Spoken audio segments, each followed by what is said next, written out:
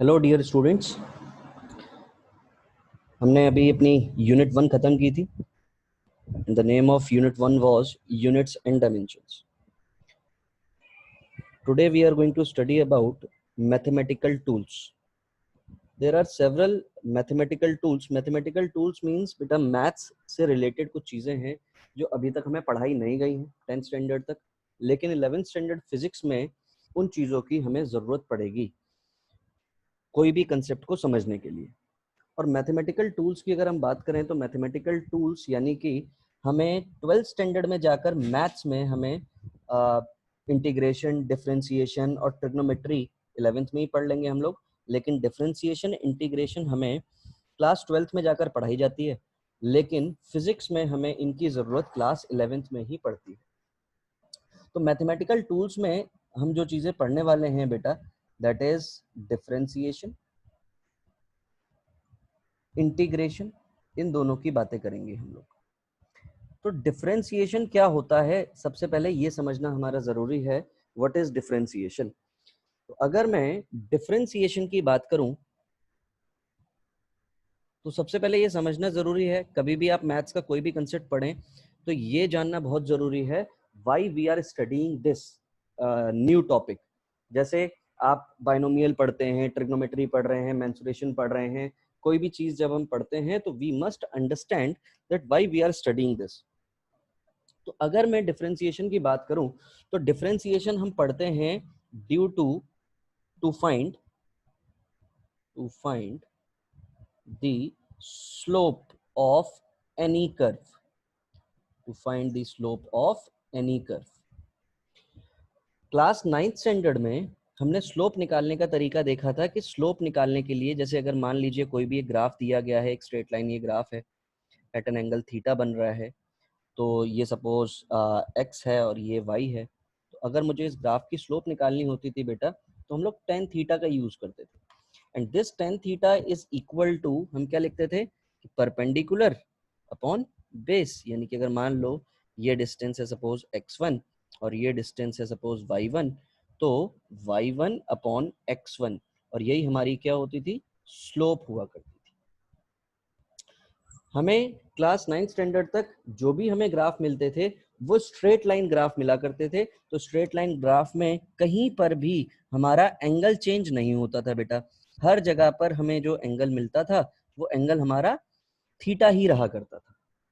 लेकिन अगर मान लीजिए इसी ग्राफ को मैं कुछ इस तरीके से बना दूं, कैसे, सपोज ये इस तरीके का एक ग्राफ है और मैं आपसे पूछूं कि बेटा इस पॉइंट पर स्लोप कितनी है, या इस पॉइंट पर स्लोप कितनी है, इस पॉइंट पर स्लोप कितनी है, या किसी भी इस पूरे कर्व में किसी भी एक पर्टिकुलर पॉइंट पर अगर मैं आपसे स्लोप पूछूंगा तो आप क्या करेंगे, आप यहाँ पर एक स्ट्रेट लाइन ड्रॉ करेंगे और स्ट्रेट लाइन ड्रॉ करने के बाद आप परपेंडिकुलर और बेस फाइंड करने की कोशिश करेंगे।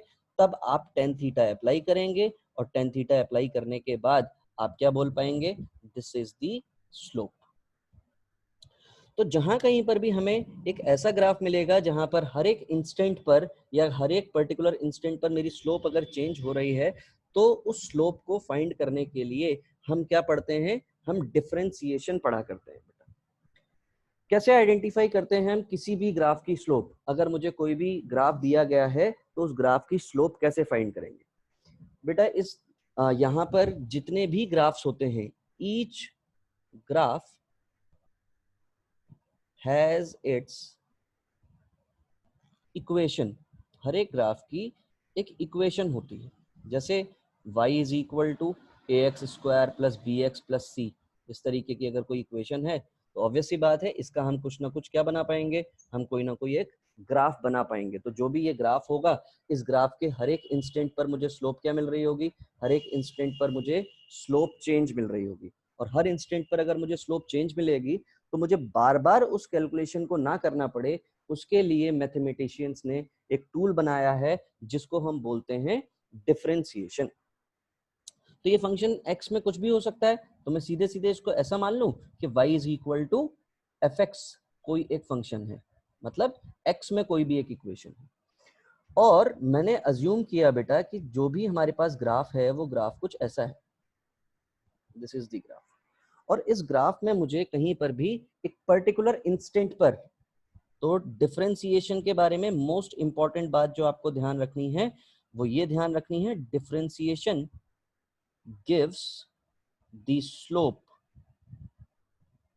Eight a particular instant, at a particular instant. किसी भी पर्टिकुलर इंस्टेंट मतलब x is equal to 1, x is equal to 2, x is equal to 3, x is equal to 4, किसी भी पर्टिकुलर इंस्टेंट पर अगर मुझे स्लोप निकालनी है तो हम डिफरेंशिएशन का यूज करते हैं। किसी भी पर्टिकुलर इंस्टेंट मतलब ये इंस्टेंटेनियस वैल्यू देगा। कैसी? इंस्टेंटेनियस स्लोप देगा ये, इंस्टेंटेनियस स्लोप। ठीक, तो अब इसको कैसे फाइंड करेंगे? तो सबसे पहले हम ये जानने की कोशिश करेंगे कि how to find the slope, the equation of slope. तो अगर मान लो दिस इज माय ग्राफ और इस ग्राफ में मेरे को किसी ने इस पर्टिकुलर पॉइंट पर स्लोप निकालने को बोला।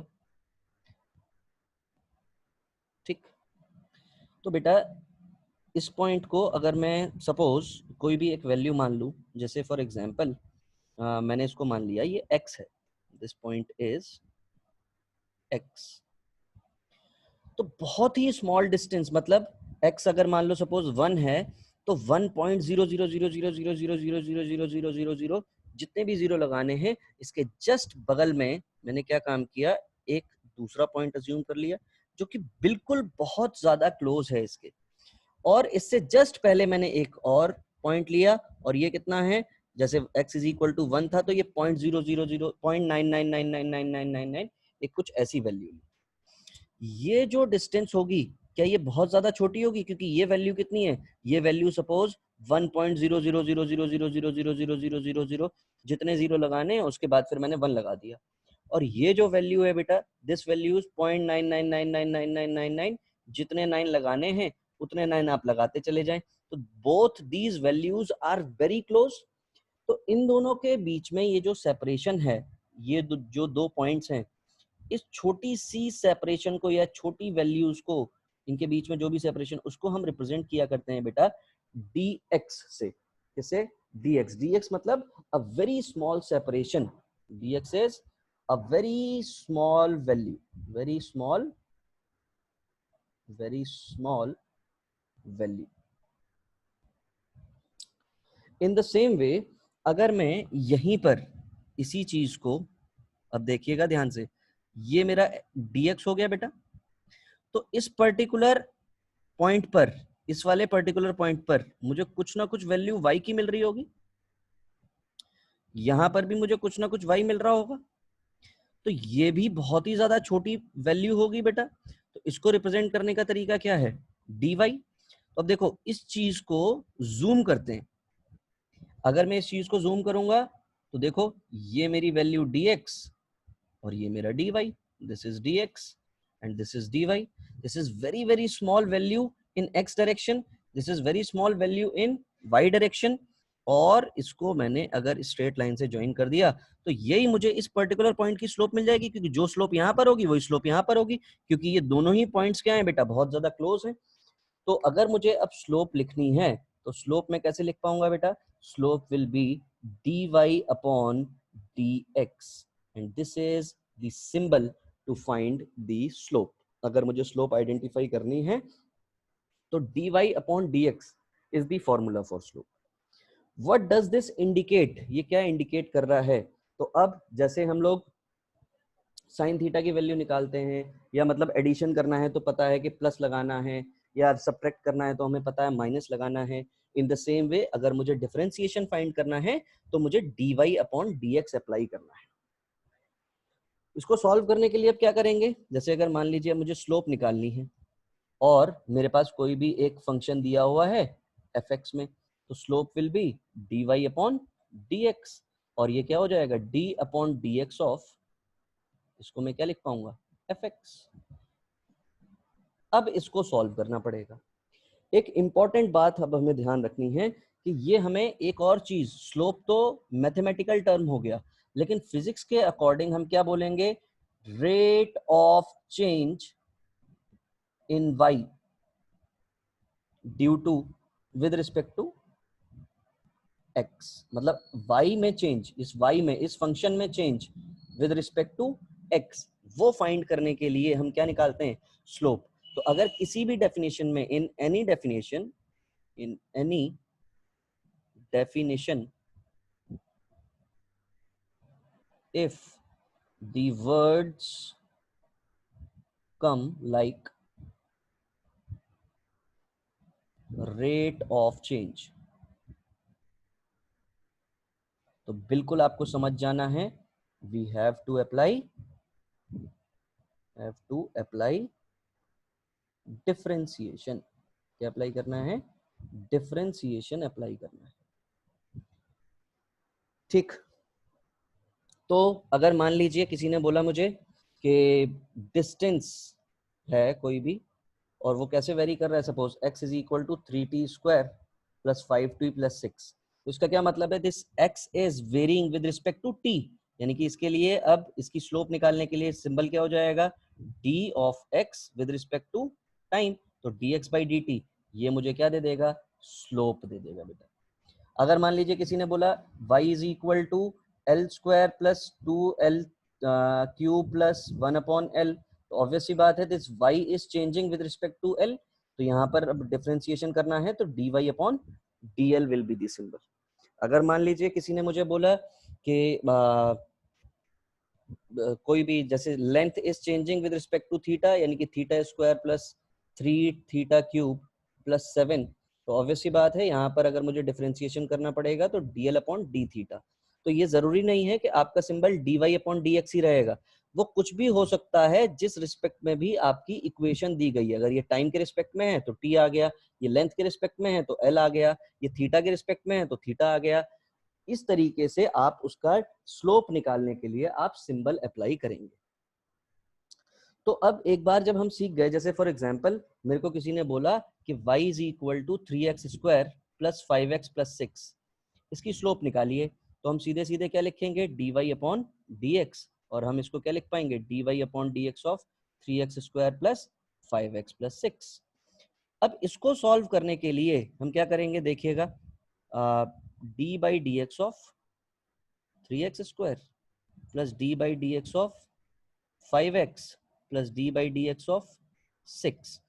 अब ये जब यहाँ पर हम पहुंच गए तो ऑब्वियस सी बात है D by d x of x², तो इनके डायरेक्ट फॉर्मूला होना चाहिए, D by d x of 5x इनका डायरेक्ट फॉर्मूला होना चाहिए, D by d x of 6 इनका डायरेक्ट फॉर्मूला होना चाहिए। तो डिफरेंशिएशन के लिए हमें 11th स्टैंडर्ड और 12th स्टैंडर्ड फिजिक्स के लिए जो हमें फॉर्मूलों की जरूरत पड़ेगी बेटा, वो सिर्फ और सिर्फ 4 से 5 फॉर्मूले हैं। तो सबसे पहला फॉर्मूला, अगर मुझे d बाई डी एक्स, बेटा ये x के रिस्पेक्ट में ही लिख रहा हूं मैं, ये t भी हो सकता है, ये l भी हो सकता है, ये थीटा भी हो सकता है, ये कुछ भी हो सकता है, जिसके भी रिस्पेक्ट में आपकी इक्वेशन लिखी गई होगी उनमें से ये कोई भी फंक्शन हो सकता है। तो d by d x of x to the power n अगर कहीं पर भी लिखा है तो इसका आप सीधे सीधे फॉर्मूला क्या अप्लाई करेंगे बेटा, n x to the power n minus 1। दूसरा formula, d by d x of any constant, constant मतलब 1 2 3 4 5 3/2 -5/2 7/2 6/2, ये अगर कोई भी कांस्टेंट होगा तो इसका डिफरेंशिएशन होता है 0। तीसरा फॉर्मूला, अगर कहीं पर भी आपको d by d x of sine x दिखाई दे बेटा, तो इसका सीधा सीधा फॉर्मूला होता है cos x। अगर कहीं पर भी आपको d by d x of cos x दिखाई देगा तो इसका सीधा सीधा फॉर्मूला होता है बेटा माइनस ऑफ साइन x। तो ये 4 फॉर्मूले अगर आप याद रखेंगे तो 11th और 12th स्टैंडर्ड में, दोनों ही स्टैंडर्ड्स में आपको किसी भी तरीके की कोई दिक्कत नहीं होगी।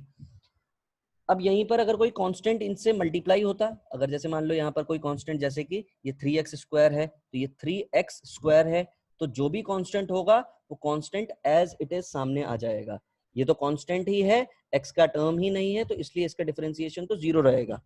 साइन x है तो इसके आगे अगर मैं k लगा दूंगा तो यहाँ पर भी क्या आएगा, k आएगा।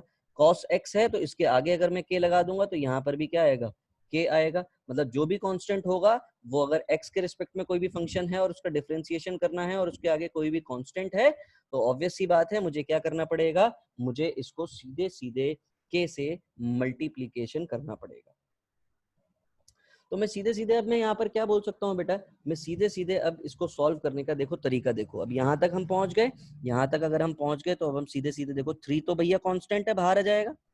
एक्स स्क्वायर है यानी कि n की वैल्यू 2 है, तो n की वैल्यू अगर 2 हो जाएगी तो फॉर्मूला क्या हो जाएगा 2x to the power 2 minus 1, यानी कि देखो 2x to the power 2 minus 1 first formula use किया बेटा, प्लस 5 कॉमन ले लिया और ये भी x है तो x की पावर में 1 है यानी कि 1 x की पावर 1 माइनस 1 प्लस 6 है तो ये 0 हो जाएगा, यानी कि ये कितना हो गया, ये सीधा सीधा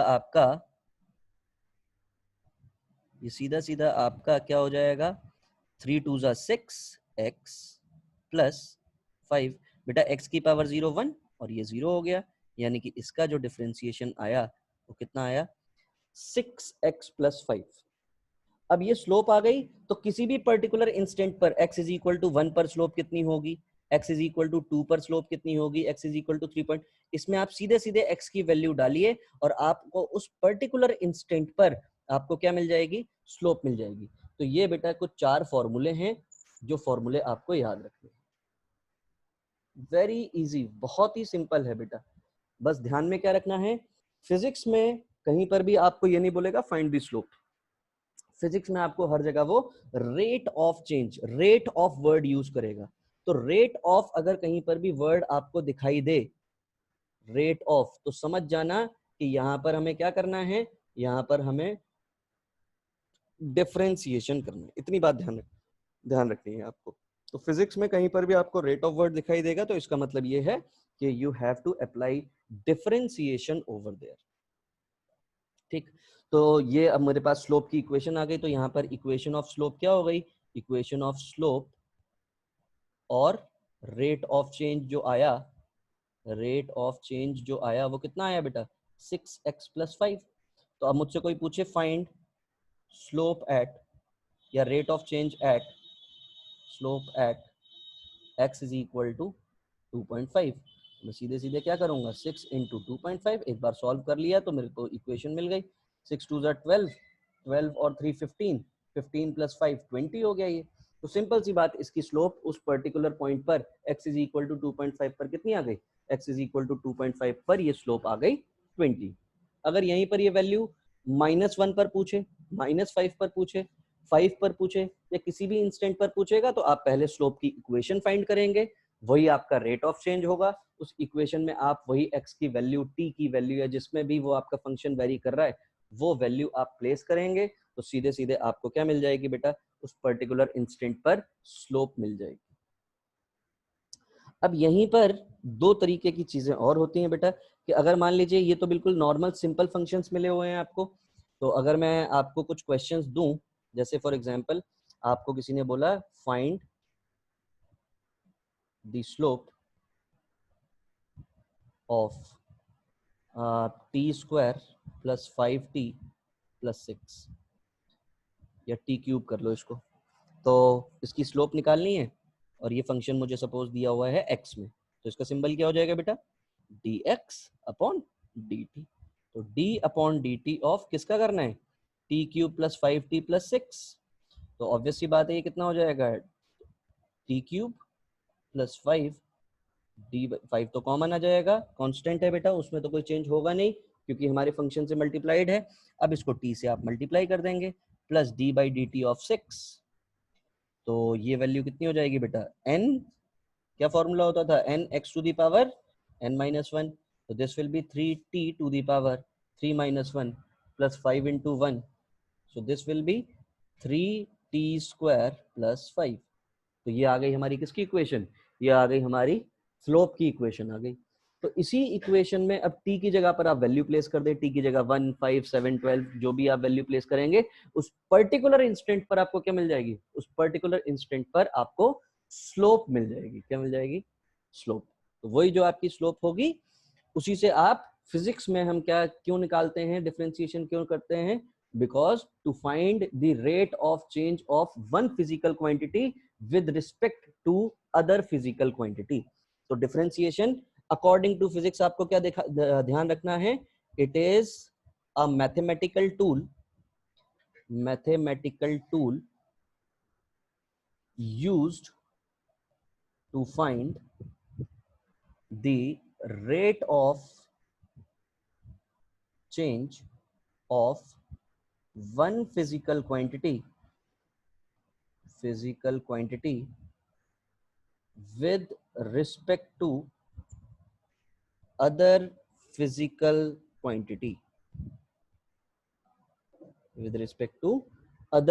quantity यही हमारा डिफरेंशिएशन हो गया। तो यही बेटा 4 फॉर्मूले आपको याद रखने हैं डिफरेंशिएशन में कि x to the power n का क्या फॉर्मूला होता है, कांस्टेंट का डिफरेंशिएशन 0 होता है, sin x का cos x होता है, cos x का sin x होता है। बाकी कभी किसी फॉर्मूले की फिलहाल अभी आपको जरूरत नहीं पड़ेगी। अब यहीं पर अगर मान लीजिए दो फंक्शंस मल्टीप्लिकेशन में हैं, फंक्शंस का मतलब क्या है, एल्जेब्रिक फंक्शंस होते हैं, आपके ट्रिग्नोमेट्रिक फंक्शंस होते हैं, आपके लॉगरिथमिक फंक्शंस होते हैं, आपके रेसिप्रोकेटिंग फंक्शंस होते हैं। अलग अलग फंक्शंस अगर दोनों फंक्शंस हमारे मल्टीप्लाइड में हैं तो उसका डिफरेंशिएशन आप कैसे करेंगे? तो उसके लिए हमारे पास होता है बेटा एक रूल जिसको हम बोलते हैं प्रोडक्ट रूल। कौन सा रूल? Product rule. तो इसके लिए भी हमारे पास एक डायरेक्ट फॉर्मूला है प्रोडक्ट रूल। प्रोडक्ट रूल क्या होता है? जैसे मान लीजिए एक फंक्शन है एफ ऑफ एक्स और दूसरा फंक्शन है जी ऑफ एक्स और मुझे इन दोनों का मल्टीप्लीकेशन करके इसका डिफरेंशिएशन करना है। तो बेटा बहुत ही सिंपल है, जो भी आपका पहला फंक्शन होगा उसको कांस्टेंट मानेंगे और दूसरे वाले का डिफरेंशिएशन करेंगे। अब जिसका डिफरेंशिएशन कर दिया उसको कांस्टेंट मानेंगे और पहले वाले का क्या कर देंगे? पहले वाले का आप डिफरेंशिएशन कर देंगे। तो ये आपका फॉर्मूला हो गया। फॉर एग्जाम्पल देख लेते हैं बेटा, जैसे एक्स स्क्वायर साइन एक्स, इसका मुझे डिफरेंशिएशन करना है।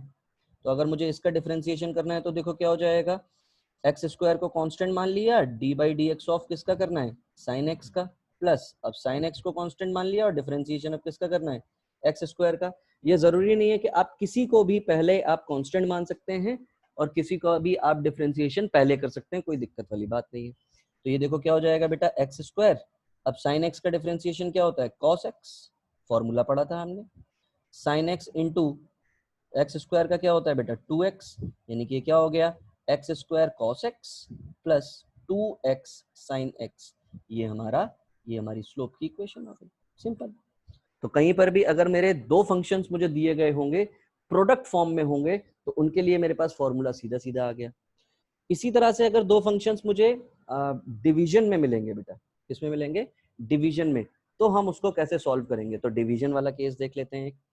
तो उसको हम बोलते हैं क्वोशिएंट रूल, जिससे हम डिवीजन फाइंड करते हैं, क्वोशिएंट रूल। और क्वोशिएंट रूल क्या होता है? जैसे मान लीजिए एक फंक्शन है एफ एक्स और दूसरा फंक्शन है जी एक्स और मुझे इसका क्या करना है? डी बाई डी एक्स निकालना है। तो डिनोमिनेटर का कर दिया जाता है बेटा सीधा सीधा स्क्वायर, जो भी डिनोमिनेटर है उसका हमने कर दिया स्क्वायर। अब ध्यान देने वाली बात है यहाँ पर डिनोमिनेटर को पहले कांस्टेंट मानना है, डिफरेंशिएशन न्यूमरेटर का करना है। अब न्यूमरेटर को कांस्टेंट मानना है और डिफरेंशिएशन किसका करना है आपको? डिनोमिनेटर का करना है। ये फॉर्मूला हो गया आपका क्वोशिएंट रूल। डिवीजन वाले दो फंक्शंस अगर डिवीजन में दिए गए हैं उनको सॉल्व करने के लिए आपका क्वोशिएंट रूल। जैसे फॉर एग्जांपल अगर मैं यहाँ पर लिखूं तो x square upon sine x है, इसका मुझे डिफरेंशिएशन करना है।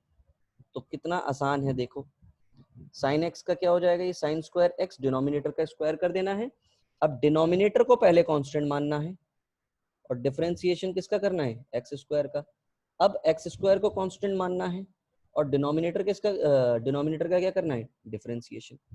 देखो कितना आसान है, साइन एक्स का तो साइन एक्स ही रहेगा, यहाँ पर x to the power n वाला फॉर्मूला लग जाएगा, यानी कि 2x हो जाएगा, minus x square sine x का क्या होता है बेटा?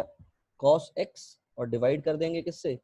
साइन स्क्वायर एक्स से, यानी कि कितना हो जाएगा? 2x sine x minus x square cos x upon sine square x. ये आ गया आपका डिफरेंशिएशन। ये देखने में बड़ा बड़ा सा लग रहा है कि ये जो फॉर्मूला है बहुत बड़ा है, लेकिन बेटा जब आप इन सब की प्रैक्टिस करेंगे तो ये फॉर्मूले ही आपको बहुत ज्यादा छोटे लगने लगेंगे और बहुत आसान लगने लगेंगे। क्योंकि मैं आपको एक छोटी सी बात बताऊं कि हम इसमें 1% डिफरेंशिएशन पढ़ रहे हैं। जब हम 12th स्टैंडर्ड में डिफरेंशिएशन पढ़ते हैं, डिफरेंशिएशन और इंटीग्रेशन ही 70% सिलेबस है बेटा हमारा 12th स्टैंडर्ड की मैथमेटिक्स में। तो ये बिल्कुल ही बेसिक चीजें हैं जो हमें जरूरत पड़ेंगी हमें सॉल्व करने में, हमारे क्वेश्चंस को, हमारे फिजिक्स के क्वेश्चन को सॉल्व करने में हमें हेल्प करेंगी। इंस्टेंटेनियस वैल्यू फाइंड करने में ये हेल्प करती हैं, रेट ऑफ चेंज निकालने में ये हमारी हेल्प करती हैं। जैसे जैसे हम क्वेश्चंस करेंगे या थ्योरी हम पढ़ेंगे तो मैं आपको वहां पर बताते चलूंगा कि कब आपको डिफरेंशिएशन यूज करना है, तो उसका आप ध्यान रखेंगे। ठीक, तो यही आपको क्वोशिएंट रूल देखने को मिलेगा, प्रोडक्ट रूल देखने को मिलेगा, या फिर आपको बिल्कुल सिंपल इस तरीके के क्वेश्चंस मिलेंगे जिन क्वेश्चंस में आप रेट ऑफ चेंज निकालने का काम करेंगे। अब हम बात करते हैं इंटीग्रेशन की। तो इंटीग्रेशन क्या होता है? इंटीग्रेशन जो यूज होता है बेटा, it is used to find the area of any curve. किसी भी कर्व का अगर मुझे एरिया निकालना है तो उसके लिए मुझे किसकी जरूरत पड़ रही है बेटा? इंटीग्रेशन की। जैसे कि अगर मैं बात करूं आपसे कि इंडिया का एरिया निकालिए। अब इंडिया हमारा कैसा है? इंडिया हमारा कहीं पर कहीं कर्व है, कहीं बहुत ज्यादा कर्व है, कहीं बहुत कम कर्व है, और उसका एरिया हमने कैसे फाइंड किया? उसका एरिया फाइंड करने के लिए हमें जो जो हेल्प मिली वो इंटीग्रेशन की हेल्प से हमने उसका एरिया फाइंड किया। तो अगर मैं आपसे बोलूं रेक्टेंगल का एरिया कितना होता है, तो आप सीधे सीधे कहेंगे सर कैसी बातें कर रहे हैं, ये तो L/B होता है। अगर मैं बोलूं बेटा सर्कल का एरिया कितना होता है, तो पाई आर स्क्वायर बोलेंगे आप। अगर मैं बोलूं बेटा ट्राइंगल का एरिया कितना होता है, तो हाफ बेस इंटू हाइट बोलेंगे। बेटा ये जितने भी फॉर्मूले आपके एरिया रिलेटेड हैं, इन सब के पिताजी जो हैं वो इंटीग्रेशन है। मतलब लेंथ इंटू ब्रेड्थ जो फॉर्मूला आया है, ये फॉर्मूला देने वाला भी जो हमारा मैथमेटिकल टूल है वो इंटीग्रेशन ही है। ये किसी भी तरीके का कोई भी ग्राफ मुझे दिया हो या कोई भी कर्व मुझे दिया हो, उसका एरिया आइडेंटिफाई करने में कौन हेल्प करेगा? इंटीग्रेशन हेल्प करता है। जैसे अगर मान लीजिए मैं ये इस तरीके का कोई भी एक बेटा कर्व बनाया और मैंने क्या बोला कि x इज इक्वल टू 0 से लेकर x is equal to x तक इस कर्व का एरिया निकालो। तो इस कर्व का एरिया निकालना तो बेटा पॉसिबल ही नहीं है। सर आप हमसे रेक्टेंगल पूछ लो, हमसे सर्कल पूछ लो, ट्राइंगल पूछ लो, स्क्वायर पूछ लो, हम उनका एरिया तो निकाल सकते हैं, लेकिन ये जो आपका कर्व है, इस कर्व में इस तरीके का कोई भी ज्योमेट्री नहीं बन रही है। तो इस कर्व का एरिया निकालने के लिए ही बेटा हम लोग किसकी हेल्प लेंगे? इंटीग्रेशन की हेल्प लेते हैं। तो सिंपल सी बात, अब इंटीग्रेशन की हेल्प कैसे ली जाएगी देखिएगा बेटा।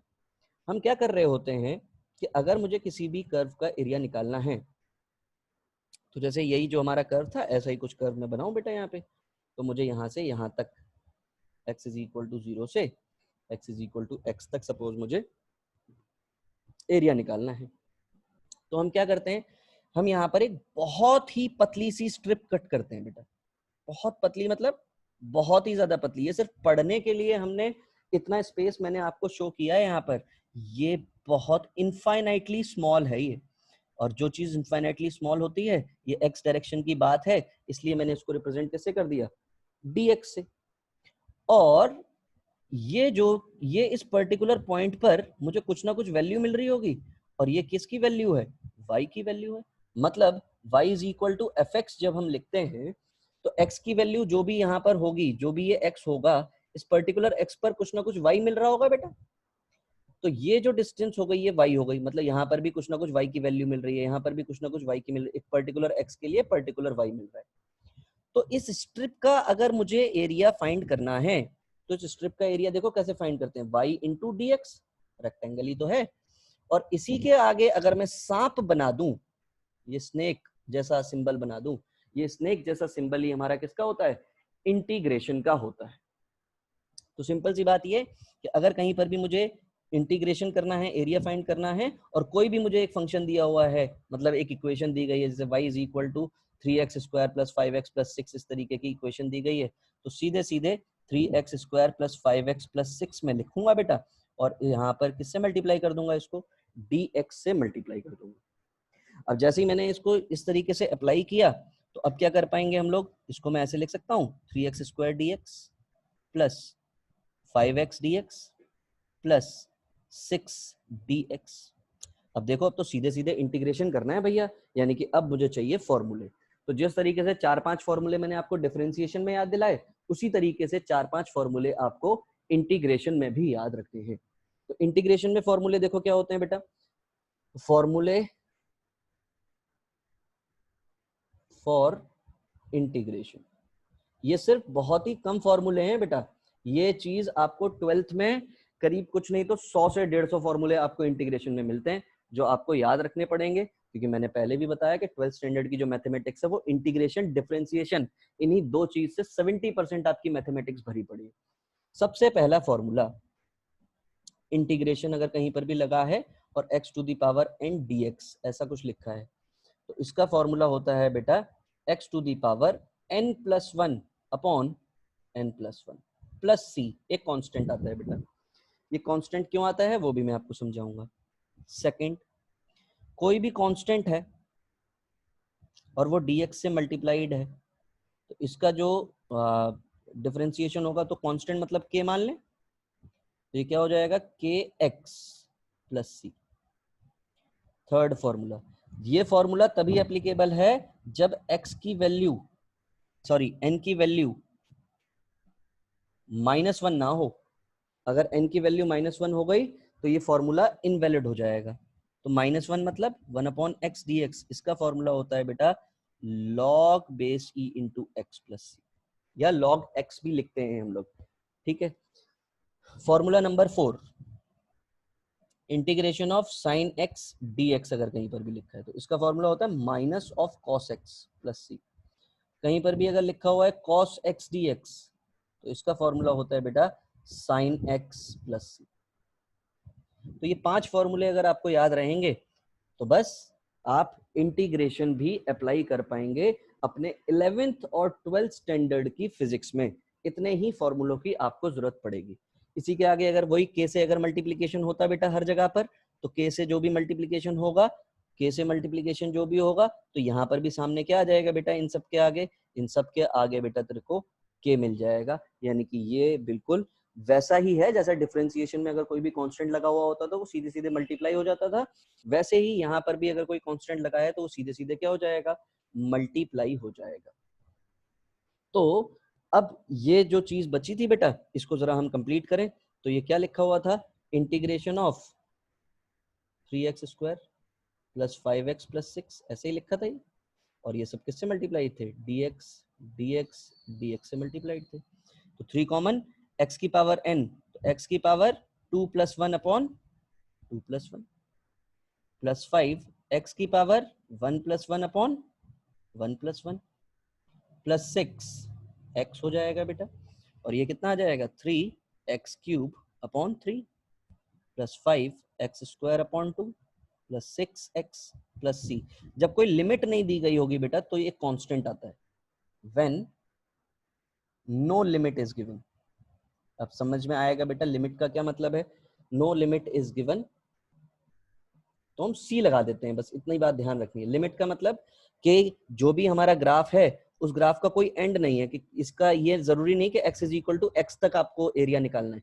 जहां तक ये ग्राफ जा रहा है वो इनफाइनाइट डिस्टेंस तक आपको क्या करना है, आपको इसका एरिया फाइंड करना है। तो उसके लिए आप क्या लगाते हैं बेटा, सी अप्लाई करते हैं। तो देखो 3 से 3 कट गया, यानी कि x cube plus 5/2 x square plus 6x plus c, यही आपको क्या दे देगा बेटा, एरिया देगा। क्या देगा, area.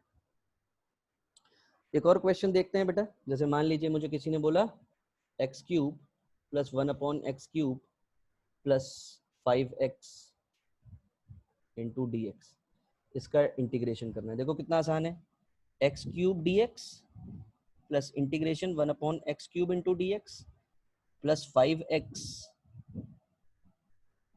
Integration 5x into d x. तो ये क्या हो जाएगा, x की power 3 plus 1 upon 3 plus 1 plus ये क्या है, x की power -3 plus 1 upon -3 plus 1 plus ये क्या हो जाएगा 5x की power 1 plus 1 upon 1 plus 1 plus c. यानी कि कितना हो गया, x की पावर 4 अपॉन 4 प्लस x की पावर -2 अपॉन -2 प्लस 5x की पावर 2 अपॉन 2 प्लस सी। यानी कि कितना आ गया, दिस इज x की power 4 upon 4 minus 1 upon 2x square plus 5/2x square plus c, answer. ठीक, यहीं पर अगर लिमिट दी गई होती बेटा, क्या दी गई होती, लिमिट, कि सपोज कोई भी मेरे पास एक फंक्शन है, एक ग्राफ है y इज इक्वल टू, ये जरूरी नहीं है ये x के टर्म्स में ही हो बेटा, अब t के टर्म्स मान लेते हैं, तो ये हो जाएगा suppose 5t square plus 6t plus 3। Find area between t is equal to 1 to t is equal to 3। इस तरीके की अब लिमिट दे दी गई बेटा, तो सबसे पहला काम क्या करेंगे, सबसे पहले तो सीधा सीधा integration, 5t square plus 6t plus 3 into dt। अब जो भी लोअर लिमिट होगी, मतलब छोटी लिमिट जो होगी, जो सबसे इनिशियल वैल्यू होगी, कहाँ से कहाँ, t इज इक्वल टू 1 से t इज इक्वल टू 3 जाना है, तो यहाँ पर हम लिख देंगे 1 और यहाँ पर लिख देंगे 3। ये हमारी लोअर लिमिट और ये हमारी अपर लिमिट। बस अभी तक इतनी बात आपको समझनी है। जब आपको इतनी बात समझ में आ जाएगी तो जिस तरीके से हम लोग डिफरेंशिएशन किया करते थे बेटा, बिल्कुल उसी तरीके से डिफरेंशिएशन करेंगे। यानी कि क्या हो जाएगा, 5t cube upon 3 plus 6t 1 plus 1 upon 1 plus 1 plus 3t, और ये डिफरेंस इंटीग्रेशन हो गया। लिमिट अब यहाँ पर लिख देंगे 1 और 3 ऐसे, तो दिस इज इक्वल टू कितना हो जाएगा, 5/3 t cube plus 6t square upon 2 plus 3t, और लिमिट 1 से 3। अब क्या करेंगे बेटा, अब पहले अपर लिमिट प्लेस करेंगे यहाँ पर हर जगह पर, तो देखो कि कितना हो जाएगा, 5/3 इंटू 3 क्यूब प्लस 6/2 मतलब 3 लिख दूं बेटा, 3 इंटू 3 का स्क्वायर प्लस 3 इंटू 3। पहले अपर लिमिट प्लेस कर देंगे, माइनस अब लोअर लिमिट प्लेस करेंगे, यानी कि 5/3 1 का क्यूब 3 1 का स्क्वायर प्लस 3 1। तो जब लिमिट नहीं दी गई है तो हमें एक एक्सप्रेशन मिलता है, उसके आगे हम प्लस सी लगा देते हैं। अब देखो इसको सॉल्व करेंगे तो ये कितना हो जाएगा, 3 3 9 बचेगा, एक 3 से एक 3 तो कैंसिल हो जाएगा, स्क्वायर बचेगा, यानी कि कितना आ गया, 3 3 9 9 5 45, 3 3 9 3 27, 3 3 9 माइनस ये कितना आ गया देखो, 5/3 प्लस 3 प्लस 3। इनको दोनों को जरा सॉल्व करेंगे तो देखो कितना आ जाएगा, ये 3 से ये 3, ये 3 यहाँ पर 3 बच गया, और देखो 3 और 30 75, यानी कि कितना आ गया बेटा, 75 में से 5/3 माइनस करो तो 75 3 जा कितना होता है, 75 3 जा 75 3 जा 7 3 जा 21 225 माइनस 5 अपॉन 3, यानी कि कितना आ गया, 220 अपॉन 3। तो देखो एक वैल्यू आ गई, यही हमारा एरिया हो गया इस ग्राफ का, कहां से कहां तक, t इज इक्वल टू 1 से लेकर t इज इक्वल टू 3 के बीच में ये एरिया हो गया। तो कहीं पर भी इंटीग्रेशन कब अप्लाई करेंगे बेटा, या डिफरेंशिएशन कब अप्लाई करेंगे, डिफरेंशिएशन आपको कब अप्लाई करना है, तो अभी बस अपने दिमाग में एक वर्ड ध्यान रखना है कि कहीं पर भी रेट ऑफ चेंज फिजिक्स में वर्ड आएगा या कहीं पर भी स्लोप वर्ड यूज करा जाएगा तो मैं वहां पर डिफरेंशिएशन का यूज करूंगा, और कहीं पर भी मुझे अगर कोई एरिया फाइंड करने को बोला जाएगा तो मैं सिर्फ और सिर्फ इंटीग्रेशन पर फोकस करूंगा। तो dt dx, ये dx dt जो डिनोमिनेटर में आप डिफरेंशिएशन में लिख रहे थे बेटा, तो ये जो डिफरेंशिएशन में ये dx लिखते हैं, ये किसके रिस्पेक्ट में आप उसको डिफरेंशिएट कर रहे हैं, जो भी आपका फंक्शन है वो किसके रिस्पेक्ट में चेंज हो रहा है वो वैल्यू प्लेस करते हैं आप। ऐसे ही इंटीग्रेशन में जो न्यूमरेटर में dx आता है, dt आता है, इसका मतलब ये है कि आप किसके रिस्पेक्ट में आप उसका एरिया निकालना चाहते हैं। तो आज के लिए इतनी कहानी बहुत है बेटा। Both these topics are very very important. Integration differentiation से ही हम जो अब हमारी नेक्स्ट यूनिट है motion in a straight line, उस पर हम लोग फोकस कर पाएंगे। अच्छे से देखिएगा बेटा, सिर्फ 4 फॉर्मूले हैं, हर तरीके का मैंने आपको न्यूमेरिकल करके दिखाया, बिल्कुल बेसिक न्यूमेरिकल हमारे काम के हैं। हम मैथमेटिक्स नहीं पढ़ रहे हैं, हम यहाँ पर हम वो चीज पढ़ रहे हैं कि हमारे फिजिक्स में हमारे काम की चीज कितनी है, तो we are focusing on that thing. बाकी स्टे फिट, स्टे हेल्दी, और सोशल डिस्टेंसिंग का पालन करते रहिए बेटा, और घर पर रहिए, सेफ रहिए। Thank you.